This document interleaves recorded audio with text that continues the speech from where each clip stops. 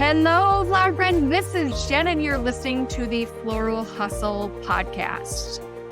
On this week's episode, we're going to talk about 3 ways to start getting paid what you are worth in 2024. And that starts now. The things you need to put in place, the processes you need to put in place to really scale your business, to control your margins, and really start to attract your ideal client that is going to help you inevitably get paid what you want. So let's talk about figuring out what you want to make and figuring out how to work backwards into that math formula. So let's just say that you are, and this is something that I when I'm like bringing a coaching client on, or I'm talking to a flower friend and they're like, I really want to grow my business because I want to pay myself, what I made at corporate. And then they'll have hopes and dreams that they're not only going to be doing that, they're going to be not working in corporate anymore. So they're not going 8 to 5 to a job anymore. They're not having to take on the daycare expense that they did. They're not having to consider you're now not taking your vehicle and driving it to whatever, and realistically having a 45-minute commute each way. So when you are thinking about this big equation of replacing your job, and this is something I felt and thought heavily about when I left my corporate job. I was making as my salary in the salary plus bonuses, but I was pretty close to making, I think it was around 150. And when I thought about, okay, I don't want to live like this anymore. I want my life to be different. I want to be in control. I want to have more freedom. I thought about, what is that freedom worth? What is that worth to you? What is it worth to you to work 20 or 30 hours a week? What is it worth to you to be able to be home with your kids more? What is it worth to you to be able to bring your dog on a walk at 10 o'clock every morning? What is it worth to you to do the things that you've been dreaming about? Then, from there, put a dollar value on that. I thought not having to be driving, even though like where I worked was super close, like not having to get in a car and go was worth like $10,000 to me.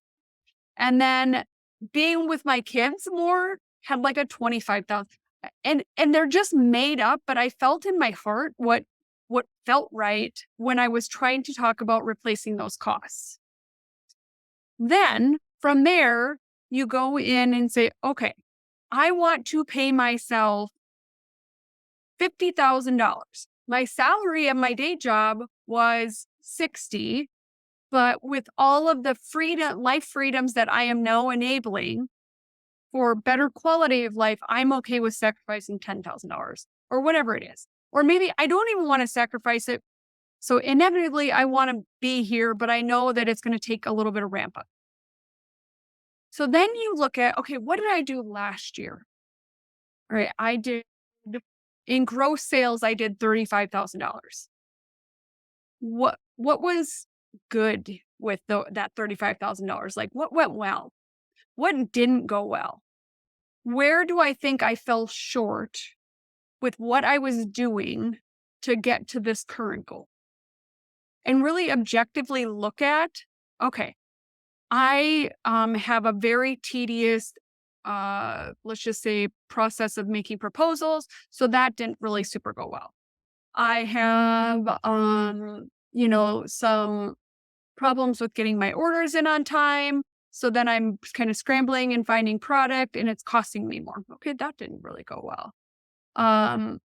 Being at my 8 to 5 job, I didn't have the capacity to work. Okay, well, that's something, if we change that, things are going to look better.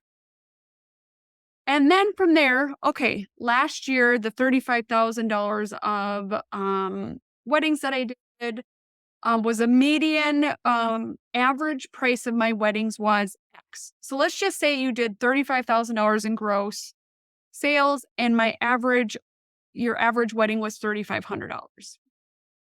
Then let's look at after your expenses, what was left. And then from there, you can figure out what you're paying yourself from that net profit. So your net profit is your gross sales minus your sales tax, minus your flower costs, your labor, and then minus all of the other expenses that it takes to run your business. So then you can figure out your profit margin. So your profit margin is a percentage of the sale that is profit after you've deducted all of your expenses. So you figure out, what is my profit margin on my weddings last year? Do I think I'm at 50%? I'm at some florists, like they run it around like 60 to 70% profit margin. Some of them are at 30. So it really depends on your ordering, how well you're ordering, your labor, how much you're charging, if you're charging enough, if you're charging setup and delivery correctly. There's a big equation. And if you do have a question on that, please go download my most downloaded freebie. It is my pricing guide that walks you through how to price things. And that is the Floral Hustle or thefloralhustle.com/pricing. So it's super great, super transparent. It's also, if you go to my Instagram stories, it's in my my highlights of my stories that you can just link and find it. But what you need to figure out is what that profit margin is, and then start working backwards. Okay, if I want to have this much money after all my expenses that I can pay myself, this is how many weddings I would need to do if everything was the same. So let's just say on your $3,500 wedding, you are making we'll just say 50% profit margin. So that is inevitably, out of the $35,000 and the 10 weddings you did at $3,500, you now are at $17,500 or $15,000, whatever that number is for let's just say it was at 50%, it would be $3,750. So I think if I'm doing the math correctly, but that number gives you a guide point of what to look at for next year. So then you can I want to pay myself $45,000, $50,000, whatever it is, at your current profit margin. That means let's just say it's at 50% and you want to pay yourself $50,000. That means you need to have a gross revenue of $100,000. So that means at $3,500 average wedding, you are going to need to do a lot of them, probably 35 to 40 of them. But you also need to maintain all the other variables. You can't just go balls out that I want to do more weddings. You need to make sure all the math is running true. And how you can make that math run true is you're making sure you're pricing. So here's number one. You are pricing your flowers correctly. You are following pricing guidelines. You are not, just willy-nilly quoting things that you have never made before and have no idea how much product you put thought behind it. You are not trying to be super competitive on your price and race to the bottom. So that's number one. You need to make sure that you're pricing correctly and that you're maintaining that pricing throughout all your weddings. Number two, you need to make sure that your profit margin stays comparable. A lot of times when people start doing volume, their pricing margins go down. They start spending more on product because they have less time to actually do planning. And then they start buying more stuff to attract more people. And so then your profit margins stay out of whack with that. From there, you need to start obviously, number 1 and 2 are in place, but number 3 is you need to start attracting more of your current client. Or if you have tweaked things in your business from a profit margin perspective, from a pricing perspective, whatever, and you are now at a higher profit margin, maybe at the beginning part of the year because you've changed things, you still need to attract more, but not maybe quite as much more if you were at your previous pricing margin. So growing your business can look in a million different equations, different from a million different florists. If something feels good, like I really would feel good if I locked in my expenses this year and maybe I canceled being on the knot or Wedding Wire, or I canceled my Bloom Nation subscription and did something else, or I stopped doing this or I stopped doing that. Whatever it may be, you start controlling your profits by making sure that I'm ordering properly at the best prices that I can because I've made the time to be able to do that. Or I'm making sure that I am strategically selling to my couples so that I'm opening up opportunity for extras. There's a bunch of different ways you can get to that same point, but making sure that the basic foundation is there so that in the end of the year, all the math has led up to you being able to write yourself a check. I personally pay myself on a quarterly basis. I pay my state sales tax. I pay my federal tax here in the United States. And I also am paying my workman's comp and Social Security.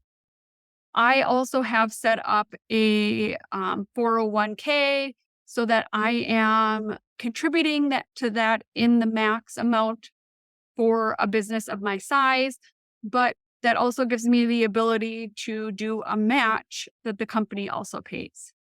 So all of those things are expenses that I include in my forecasting. So if I want to pay myself $100,000 this year, in the end, I'm going to need to do X. And even writing that out and having a plan that you can look at will be huge for you. If you have a CEO day, which I've talked about on the podcast before, where you're dedicating time to grow your business, it could be an immeasurable amount of success for you.